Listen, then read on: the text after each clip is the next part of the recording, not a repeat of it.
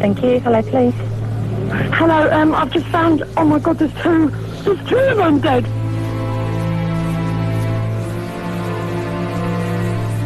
One of the deceased has died as a result of blunt force trauma to the head and chest. The bodies of two men are discovered in a house. Police launch a major investigation. I have to say it wasn't very pleasant. Faces were crushed. I mean, it just makes me shiver thinking about it now. The inside of Valdek's T-shirt with the footprints in skin cells, that you could prove that two people jumped up and down on him, bursting his heart, breaking almost every rib. On June the 1st, 2005, a Polish man and a distraught English woman friend dial 999.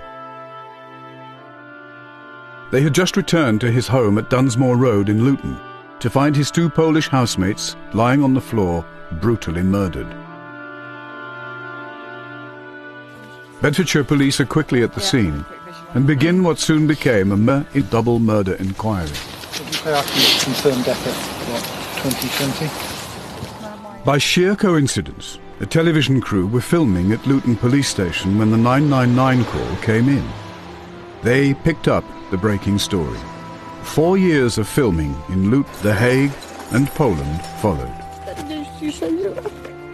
Cała rodzina cierpi I będzie cierpieć do końca życia. The whole family is suffering and will suffer for the rest of our lives. Suffering which has been caused by mindless killers. This is a murder investigation as it really happened. On a major inquiry like this, no one individual can hold all the information in their head, unlike you see on most television dramas. There are no dramatised reconstructions. It's exactly what happened at the time. Yeah, got eyeball now. I'll let you out. You're under arrest in relation to the murders of Andreas and Waldek Markuszewski. You do not have to say anything, but I may harm your defence. You don't mention my question, something upon which you'll later rely on in court. Anything you do say may be given in evidence. So I put it to you that you told these builders, and the only way you knew is because you're the murderer. It's the true story of tracking down cold-blooded killers. A story which reveals the highs and lows in the painstaking process of bringing murderers to justice.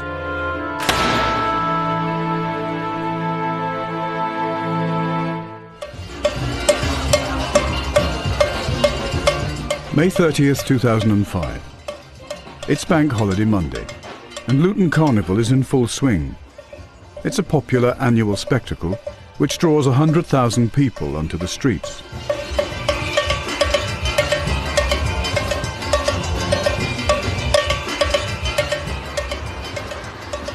Caught on CCTV, two Polish brothers, Waldek and Andrzej Markuszewski, pick up some cokes and a bottle of vodka on their way to watch the carnival. These are some of the last pictures to capture Waldek and Andrzej alive.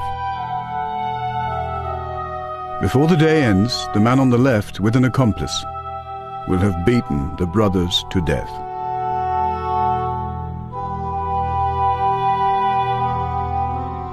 The next day, Tuesday, Luton went back to work. Two normally reliable and hard-working men failed to turn up at the house where they were building an extension. But nobody else noticed they were missing. The following day, Wednesday, at 5:46 in the evening, Bedfordshire's call handling centre received a 999 call from a distraught woman. Police emergency. Hello, I've just found, oh my God, there's two. Oh my God, there's two. People dead. There's two of them dead. Pardon? There's two people dead in this house. Two people dead? Yeah, I've just realised there's two. There's him. 79 Dunsmore Road, Luton. I've just brought my friend home from hospital and they're just there on the carpet. 2 minutes later, an ambulance sets off, along with PC Adam Owers from Luton's Buxton Road police station. I arrived at Dunsmore and there was two people standing outside. The front door was already open, so I pushed it open and went inside, and then I saw the two guys laying on the floor, then you could see that their heads were quite badly caved in, and their arms were all sort of distorted behind their backs and things like that. So that was it really. Just stepped over the first one, checked him, obviously he was dead. Went over to the next one, checked him, he was dead.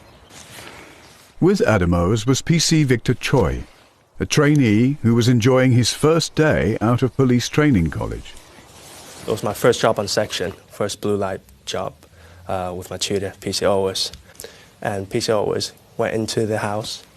He asked me to stay outside. I remember my colleague's face was very serious. In those previous few hours, he was all smiling and joking with me. But when he came out of that house, he was very serious. And he radioed control and said, "We've got double murder." 8 minutes later, an ambulance paramedic confirms the 2 men are dead. 15 minutes later, and back at Buxton Road, a brief message alerts the on-call scenes of crime officers, Karen Duncan and Elaine Rees. What we've had is a report of 2 bodies being found in a house, so potentially we could have a double murder. So we're just going to collect the packaging from our stores and take what we think we might need. Pop that one in there and I'll pop that one on top. You don't get personally involved on any emotional level. You're there to do what most people would consider quite a gruesome task, but unfortunately in our line of work we see it quite a lot, so you do become hardened to it over time. And you just go in there totally focused on what you're doing and you get on with it. You don't actually think that there is a dead body lying there. They are, to me, another piece of evidence. Charlie Kilo 3051. 3051. Can you arrive myself and 2952 at scene, please, at Dunsmore Road?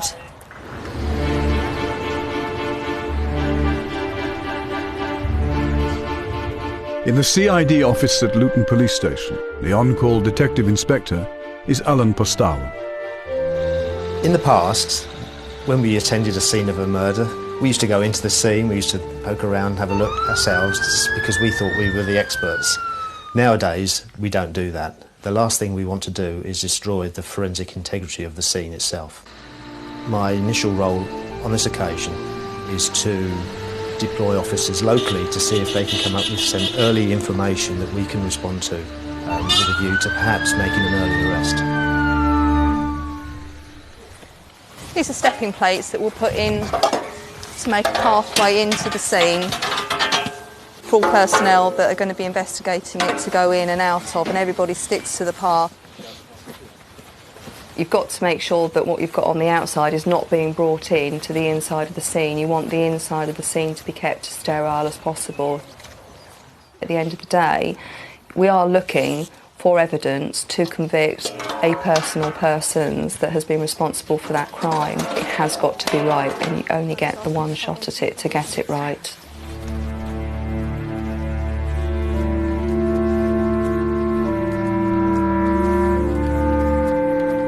Emerging from the scene, the police surgeon confirms for the coroner that the 2 human beings lying on the floor are dead. I can confirm death at 2020.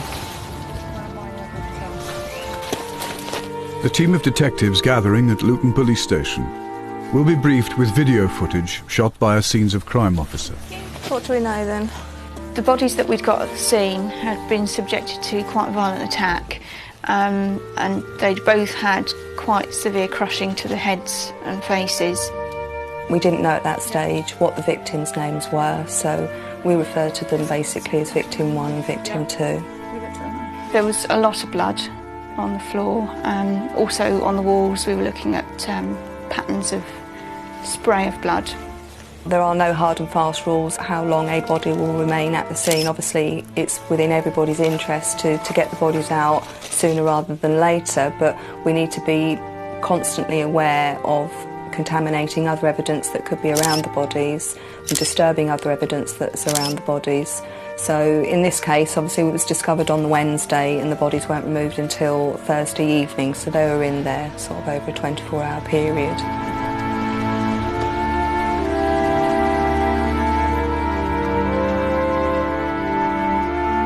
This That's taken a bit of a bashing. Somebody's been hit against that, haven't they? Go on the radiator.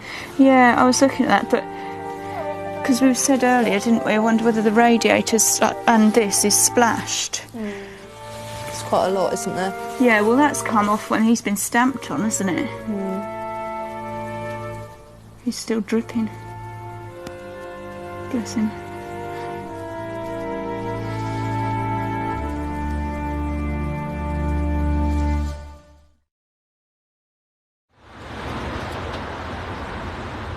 On Thursday morning, Detective Superintendent Andrew Richer is formally appointed to lead the inquiry. Aged 45, Andrew joined the police from university with a master's degree in English. Now, 22 years into his career, he's been the senior investigating officer on 10 murders. The greatest privilege for any detective is, in some respects, to investigate the death of another human being. A homicide offence is a line which we don't accept can be crossed, and therefore it's necessary that an offence of extreme violence resulting in the death of another human being will almost certainly result in the offender being brought to justice. Along the corridor from Andrew's office, Detective Sergeant Dave Alexander has been appointed to head up the incident room. The incident room itself, it's not the tool that investigates and solves the crime, it's the tool that allows us to manage such a large investigation. The bulk of the people working in the room are what we refer to as the indexers, and they are doing the registration, they are cross-referencing everything, which can be quite an arduous task. If you have a long interview or a long statement, they can be working on one document for a couple of days sometimes, just making sure, especially when people are listing names. The database we use, HOMES, stands for Home Office Large and Major Inquiry System. It actually has no link with Sherlock Holmes, but I'm sure that has something to do with the letters they used.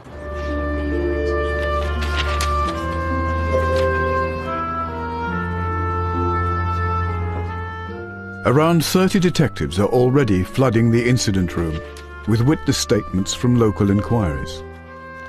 The man who found the brothers has told the police he's an old friend of the family in Poland and reveals that Waldek Markoszewski is a builder.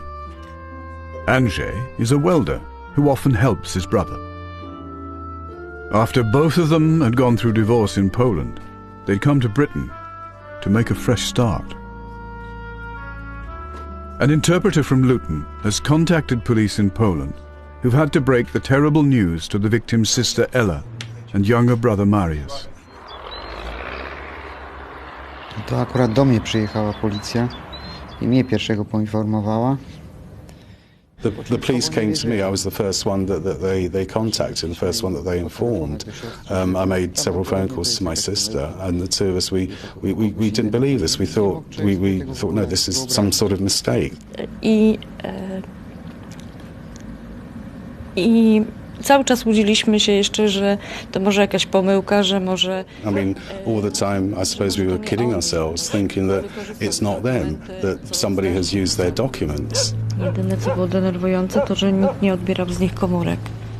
The most upsetting thing was that neither of them were answering their mobiles.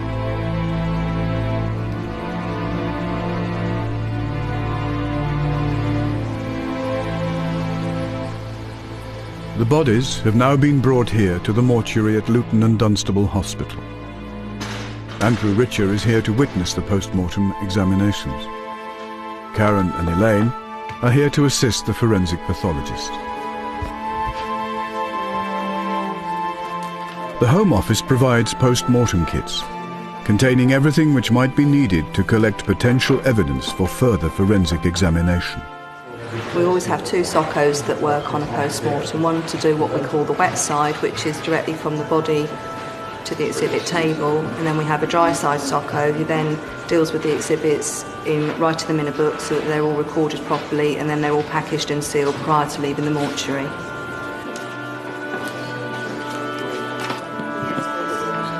There's a photographer and the coroner's officer, who's here to ensure all rules and guidelines are strictly adhered to. When everyone's ready, the pathologist, Dr. Nick Hunt, will begin the grim task. The post-mortem examination on a job like this really starts at the scene, and that involves me making my own observations about the deceased and their environment, and also facilitating retrieval of trace evidence by the scientists and scenes of crime officers. Really, it's that side of the work that leads to convictions and identification of offenders and so forth.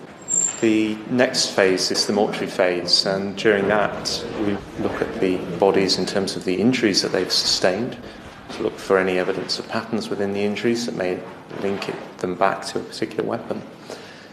Once that's complete, we move on to the internal phase, which is the dissection phase, where I look for internal injuries and also evidence of underlying natural disease that may be relevant to the cause or circumstances of death.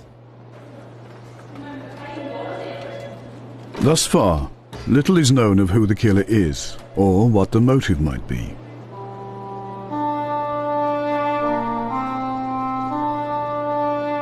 These are brutal and tragic murders, and it would be easy for emotions to run high.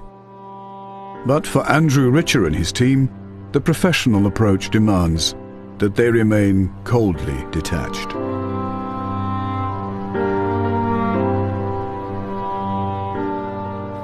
The bodies of the deceased don't strike me as being human any longer. Whatever it was that made that person human has departed, and what you've got left is the sort of husk, the shell. It's the kind of the concept of the soul, I suppose. Has the soul departed, or is in fact whatever made that person human, has it now just deceased? That can touch on being almost a little bit religious, actually. I'm not formally religious. I don't go to church on a regular basis. I guess really my sort of view would be what Hamlet says to Horatio in Shakespeare, which is there are more things in heaven and earth, Horatio, than are dreamt of in our philosophy. That's probably a misquote, but I think there may well be some kind of higher reason as to why we're here, and that there may be something beyond this existence.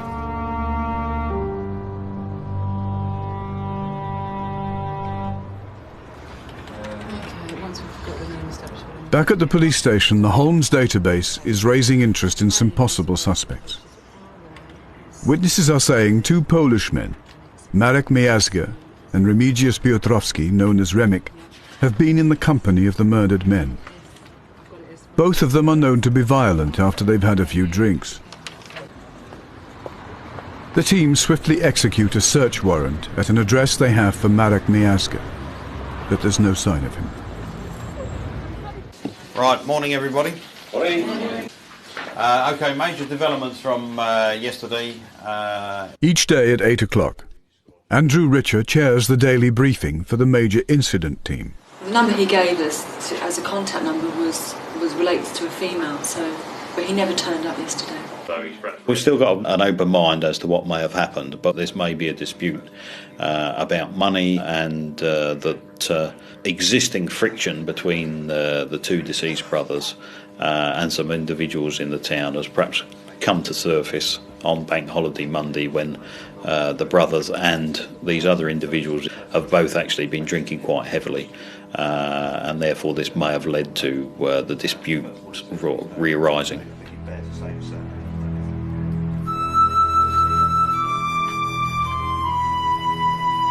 Andrew Richer's still very keen to find Marek Miazga.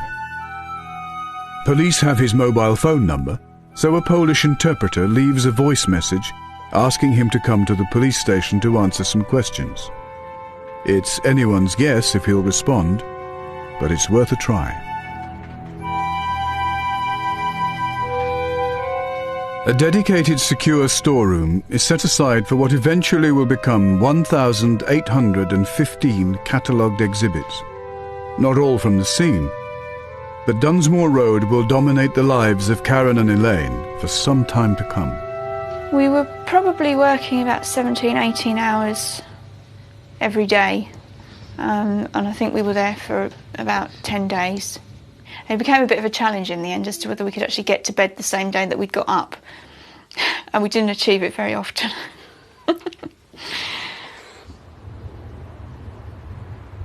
Much to the team's relief, the phone message works.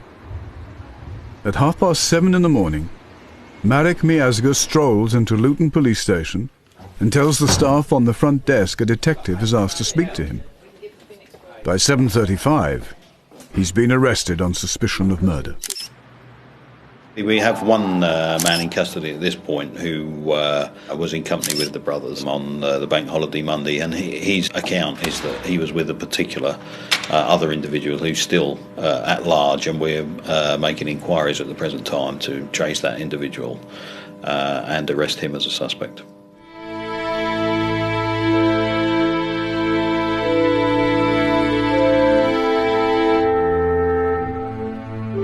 Flying in from the Polish city of Gdansk, about an hour's drive from their small family farm, Mariusz and Ella Markoszewski are still reeling from the shocking news. Detective Constables Emma Oliver and Carol Samsa have been appointed as family liaison officers. Their principal role is to build a comprehensive picture of the family background, but right now, their priority is to take Mariusz and Ella to identify their brothers at the hospital mortuary.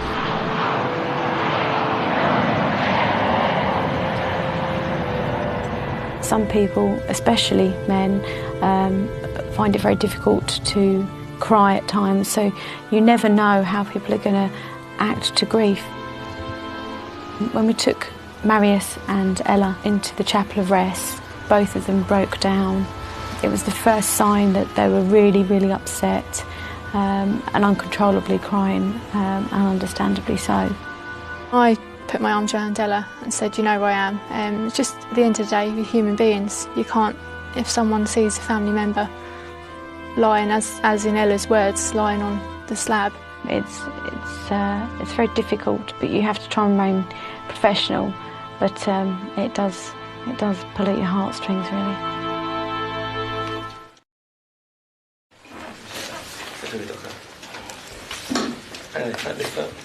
The next morning at Buxton Road, Bedfordshire Police Chief Press Officer Des Lawless, himself a former Detective Chief Inspector, introduces Ella and Mariusz to the press.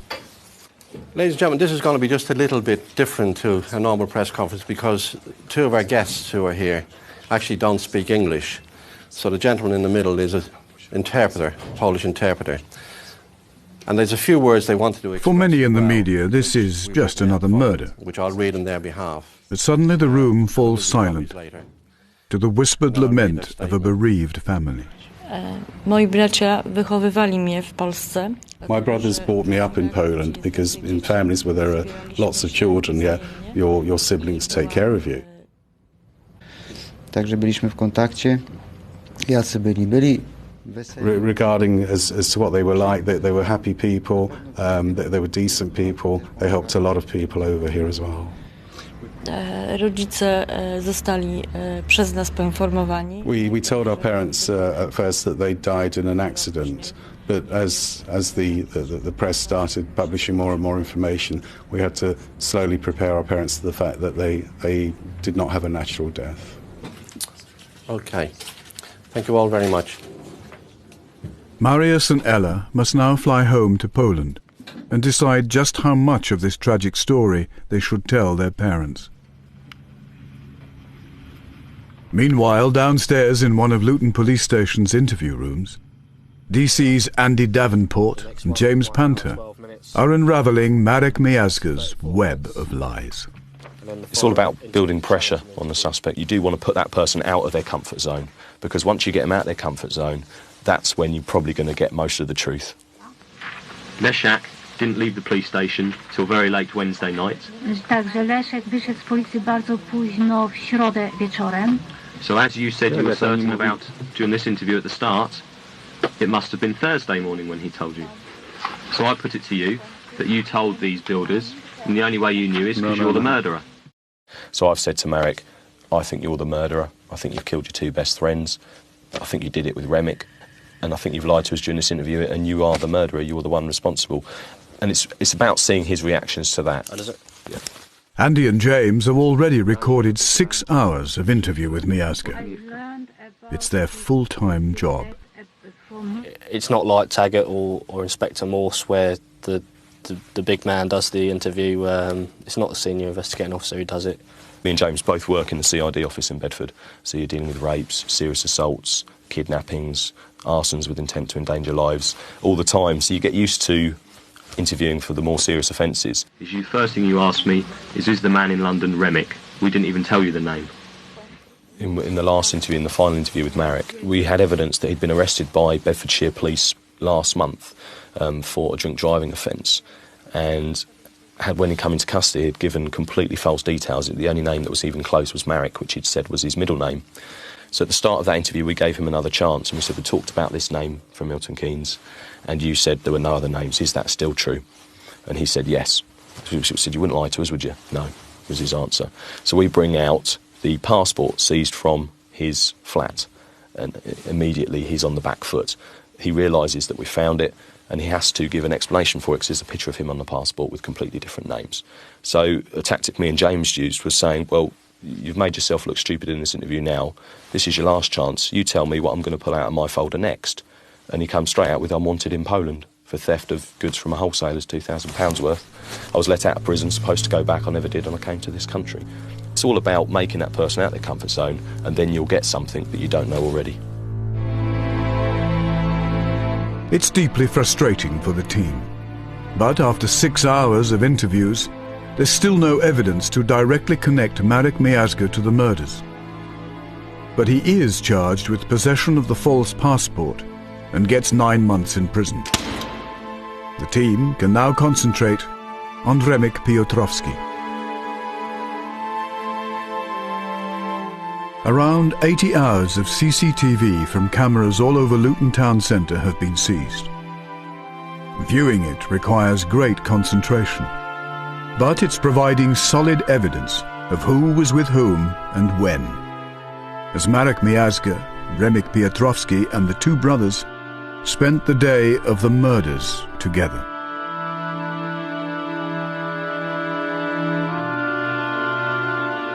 CCTV of Remek Piotrowski boarding a London-bound train at Luton suggests he may have slipped through the net. But then, a police financial investigator produces video footage from a bank in London, showing a man looking exactly like Remek using Valdec's cash card.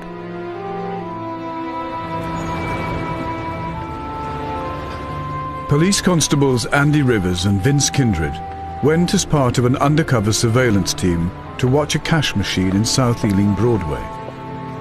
Someone who they're quite certain is Remek is regularly using Valdec's cash card. The six of us got down there and positioned ourselves the best we could where we could view the card machine.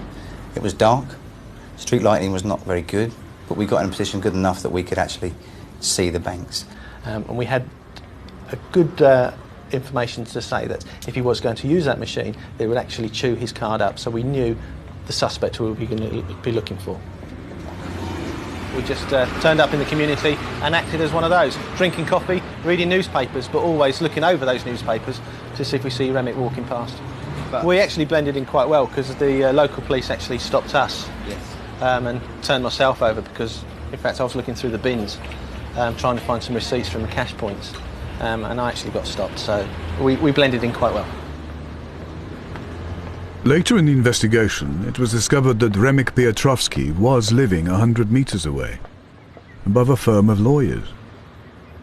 He just didn't use the cash machine when the surveillance team was watching.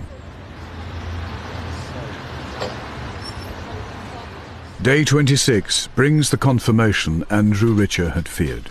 We've now got historic cell site analysis on Remek's phone, which shows where his phone is at the time that he makes certain calls. On the 16th of June, it shows that he makes a call in the vicinity of Waterloo Station, and then about 6 hours later the phone is in France, and then in Belgium, and then in Holland, and by the 18th of June the phone is in Poland. So we now believe Remek's phone is in Poland, and if Remek's still in possession of it, then he himself is clearly in Poland. With Remek Piotrowski in Poland, things are looking bleak. But then suddenly a breakthrough comes, as forensic scientist Nick Coogan at the Huntingdon Laboratories makes an important discovery. This is Waldeck's T-shirt. It's actually the front portion of his T-shirt. At the crime scene, there were noted to be a couple of very faint footwear marks on the outer surface. But on the inside, there were some very clear footwear marks, and they'd been caused by the transfer of skin cells from Waldeck's chest and torso onto the inside of the T-shirt. The reason for that was because he'd been stamped on or kicked, and the force of the blows had caused some of the skin cells to transfer. We had these marks photographed in our photographic laboratory under specialised lighting in order to highlight the marks as best we could. A number of shoes were submitted during the investigation. None of them, however, were found to match the marks on the front of the T-shirt. We attempted to identify the footwear marks on our database, our computer database. It's a footwear intelligence database containing somewhere in the region of 13,000 different sole patterns. In this particular instance, we never identified any of the footwear marks on the front of the T-shirt.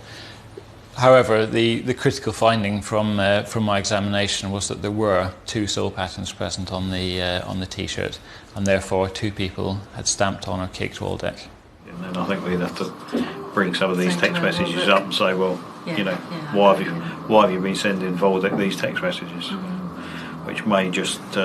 Everyone interviewed thus far has had their mobile phone seized and the SIM card analysed. DS Mary Robinson is briefing Andrew Richer on the results. We've got a text message from Marek to Robert, sent 1 or 2 days after the murders. How are things? It's from Marek to Robert, and it says, I don't know much about it, except Remek definitely did it. So, but of course that in itself isn't definitive, because are they talking about the murders? I mean, when you look at the thing in context and the timing, you think, well, what else are they going to be talking about? But it's a really good reflection of the nature of this type of investigation. There's all this hard graft, and sort of it's almost like sort of prospecting for gold, and you're panning through all this gravel, and most of it is just gravel, and then you're just turning up these odd little nuggets of really valuable evidence.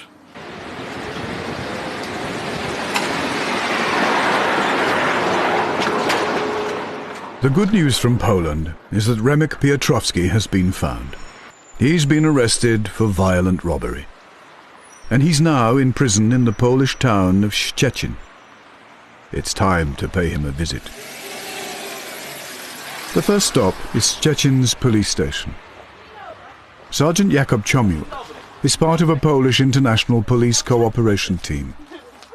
His job is to guide the Luton officers through Polish legal procedure and help them set up an interview with Remek Piotrowski in Szczecin's prison.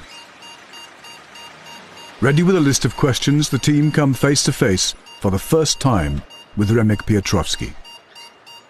Despite a serious attempt to question him, Remek exercised his right in Polish law to remain stony silent. Right, we're going to do a bag each.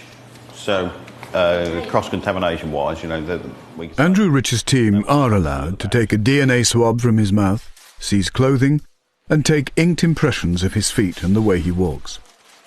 Everything is sealed in evidence bags before departing Szczecin. We first saw Remek, we were in the prosecutor's office, and we saw a male sitting out on the bench. And initially, I think the feelings were quite excitable, really, because finally he was a real person. I was sitting there looking at him and remembering seeing what Waldeck and Andreas looked like and thinking, gosh, trying to imagine what he would have been like and looked like when doing that act. And it was quite difficult to do because he's 21-year-old, slight-build male at the end of the day.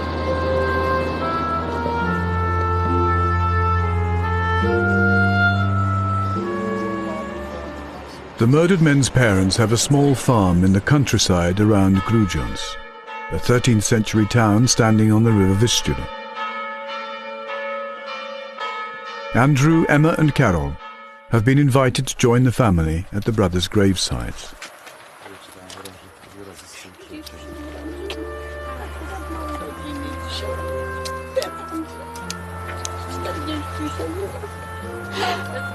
We wanted to come to see where Andrzej and Waldek were buried. Chcieliśmy przyjechać zobaczyć, gdzie Andrzej i Waldek są pochowani. To pay our respects. Żeby złożyć nasze respekty. And also to show that we recognise that the victims in a case such as this must not be forgotten. I też, żeby pokazać, że rozumiemy i zdajemy sobie sprawę, że poszkodowane osoby w takich sprawach nie wolno zapomnieć o nich.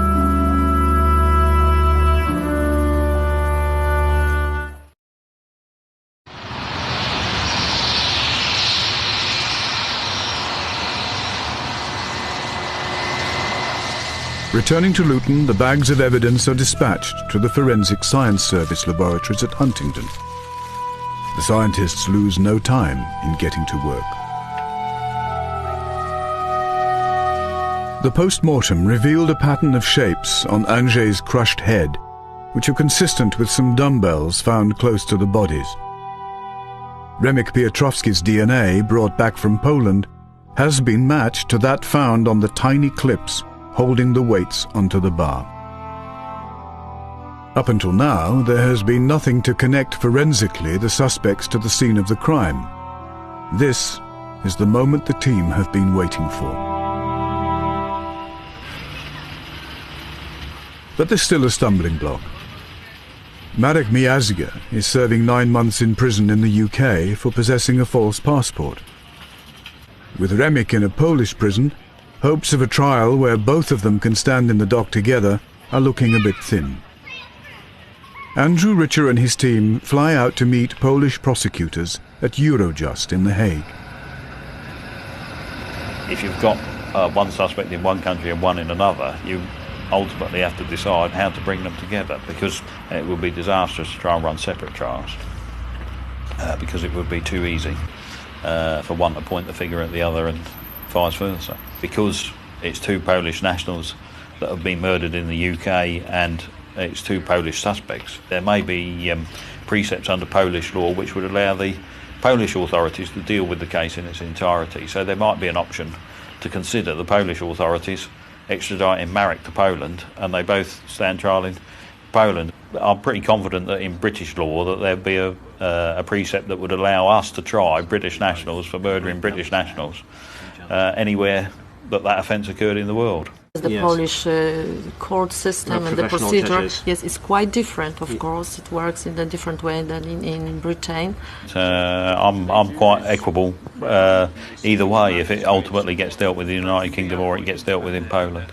I'm not too concerned about which jurisdiction it takes place on. The important thing is that people shouldn't get away with murder. The meeting is friendly and helpful. Both British and Polish prosecutors are firmly resolved to see justice done.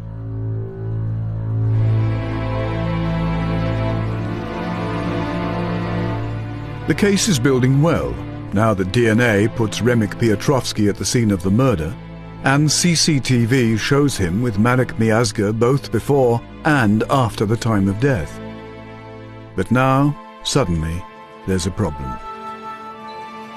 Miazga came to Britain on the run after absconding from prison in Poland.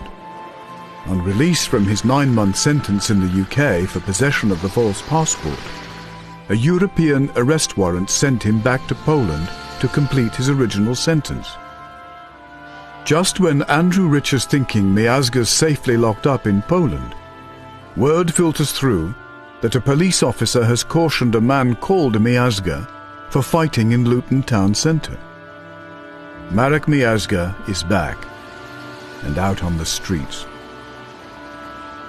Andrew Richer has little choice.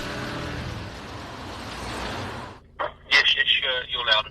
A covert surveillance team is watching Marek Miazga's last known address. We'll wait to hear from anyone. DS Mary Robinson will make the arrest. So the plan really is to wait and see when he comes out and then just get him, and that's it, and take him back to the Nick. Yes, I definitely believe this is the vehicle he turned up in. He's not there this morning, from what we can see up Brook Street. We're just checking the last night's footage to see if he's actually left in that vehicle, or if he's still in the premises now. Yeah, received, but I think, did you say you've got him in there up until 6 o'clock last night? Yeah, so far we've got him up to 8 o'clock last night. That vehicle was outside. Again, just to be aware in case that vehicle sort of comes past your location or anything. Yes, received, thank you. Stand by. It's a contact. The subject, Marek Miazga, is out from his flat and walking down Hillside Road. He's on his own. He's a white male wearing light blue striped top and dark jogging bottom. Yes, received, en route. Yeah, from there, he's still walking on the near side pavement towards Cromwell Road. Yes, is he on his own? Yes, by himself. You never know. You always expect the unexpected, don't you? You just never know what it is that you're going to be faced with. There was only myself and another officer, who could potentially be faced by, a very violent individual, and that's demonstrated by the way that he committed the murders. There could always be that risk that it could obviously become very dangerous. Let's just go past a bit. From there, I believe he's gone into the shop. Yes. The shop. Yeah, got eyeball now. I'll let you out. Hello, Marek. Yeah. We're police officers. Yeah. I want to speak to you. Can you put your stuff down? You come with me, yes? Yeah. You cuff him. You're under arrest in relation to the murders of Andreas and Waldek Markuszewski. You do not have to say anything, but I may harm your defence if you don't mention my question, something upon which you'll later rely in court. Yeah. Anything you do say may be given in evidence. Okay. You come with us now. We go to the police station, yes? Okay. Stop unlocking these for our safety and yours, okay? Thank you very much. Okay. Get Mary to Barry, one in custody. Well done, Mary. We'll see you back at base. Make sure he hasn't got anything on him, Jake, before we put him in the car. Insofar as him looking like a murderer, no, he looks like any member of the public. There's nothing about him particularly that would make me think, God, he looks like a murderer. He's very athletic, isn't he? Very well built, very strong individual. But, you could find somebody who's perhaps a lot slimmer, or whichever, who may perhaps well be capable of perhaps murdering someone in the manner that he did.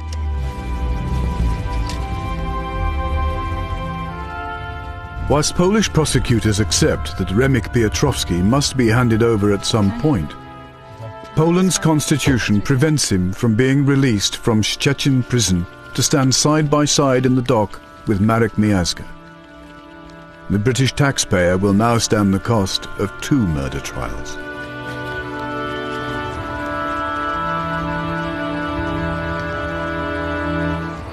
Marek Miazga arrives at Luton Crown Court for the first day of his trial.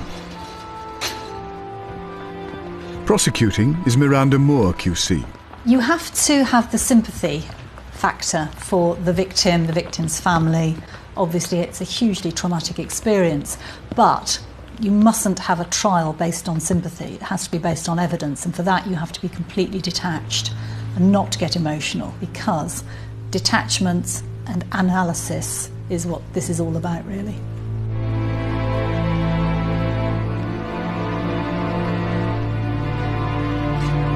After the usual formalities and delays for legal arguments, the trial gets underway, and Marek Miazga takes the prisoner's chair in the dock. Mr. Miazga came across a little intimidating, and indeed witnesses spoke of him being aggressive, and he was big, powerful. My personal view of him, very tough man. I could see him being a career criminal in Poland, never mind what he'd done in this country. The Honourable Mr. Justice Keith decides that the jury should be told of 4 previous convictions Miazga had had in Poland. With the leave of the judge, in certain circumstances the prosecution can let the jury know what sort of person they're dealing with. In both cases, these men had a history of attacking people, particularly, and quite unusually, attacking people when they were down. And of course this case was all about that, because we know from the forensic evidence that the killing injuries took place when the men were either on their knees or literally on the floor. Marek's standing in the witness box with an interpreter. It's far from ideal. Cross-examining is a nightmare. I'll give you an example. If the question was, well, what can you tell me about the death of Waldeck? And the answer comes back through the interpreter, I did not kill him. Now, if that were in English, it could be, I didn't kill him, I didn't kill him, both of which have a completely different connotation. The first being, I didn't kill him, but I know who did. Or, I didn't kill him, but I really was there and know something about it. The other problem is that it gives a witness who is being put under pressure by the opposing side thinking time. And often when witnesses or defendants don't have thinking time, the truth sort of pops out.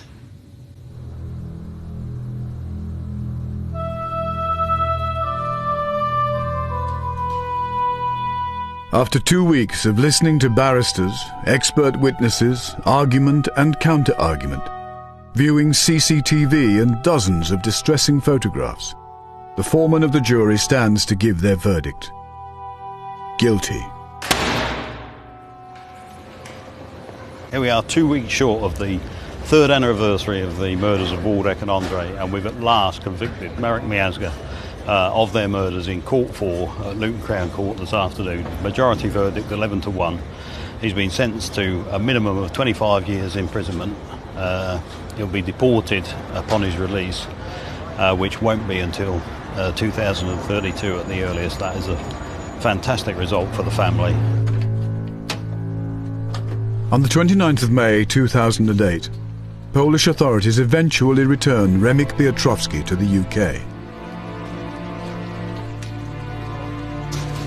8 months later, St Albans Crown Court is chosen for the second murder trial, and the evidence is presented all over again. Evidence with some fascinating twists. What we all called the Agatha Christie moment. The clock having fallen off the wall and the batteries being dislodged, showing the time at which we knew, as far as you could do, the murders had taken place. You don't get that. I mean, I know we all hear about it, but it happens so rarely. Now, officers must have watched hundreds, if not thousands of hours of CCTV of Luton Town Centre trying to pick up the 2 defendants coming back into town after the murders. And when they did, what do they see on it? But Remek Piotrowski's got his trouser legs rolled up. You put that together with the evidence from the blood splatter expert that the people that jumped up and down and kicked these 2 men effectively to death will have had blood on them. Put 2 and 2 together and it makes perfect sense. Trousers down before the murder, rolled down to the floor, trousers rolled up after the murder.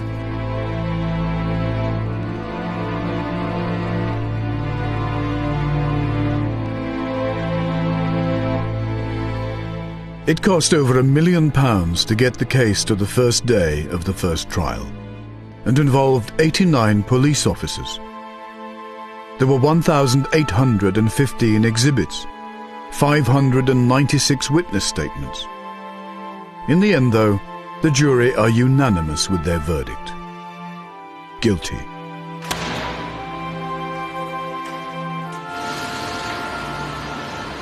Today, within the last couple of hours, Remek Piotrowski has been convicted of the murders of Waldeck and Andre, sentenced to life imprisonment with a minimum 23-year tariff. We're just delighted to have secured justice for the family of Waldeck and Andre. After 3.5 years, it's all over. But for Andrew Richer, there's still one last thing to do.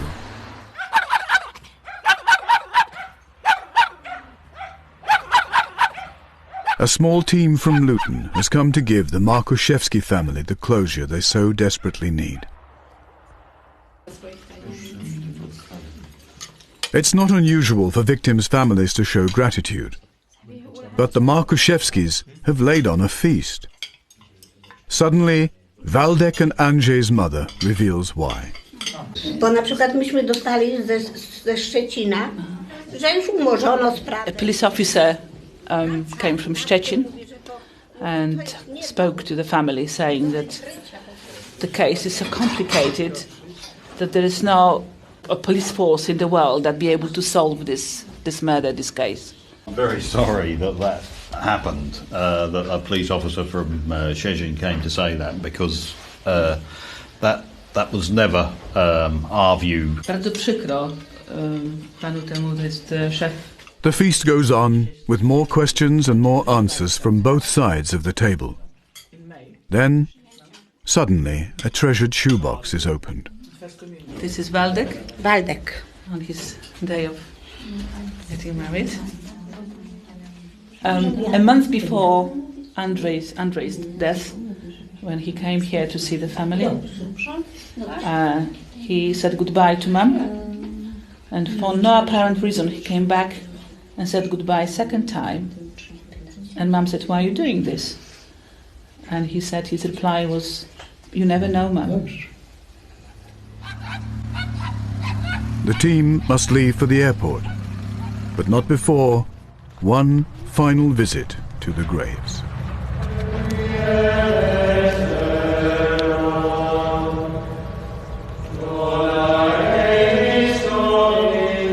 Cała rodzina cierpi i będzie cierpieć do końca życia. The whole family is suffering and will suffer for the rest of our lives. Suffering which has been caused by mindless killers. Będą zawsze w życiu naszych sercach. Na święta Bożego Narodzenia spotykamy During się Christmas time, the family get together, and at the table we now have 2 empty chairs and plates for Waldek and Andrzej. Nie istnieje kara domowa. There is no punishment that can justify the loss, no matter how severe. However, Andrzej and Waldek will live forever in our hearts.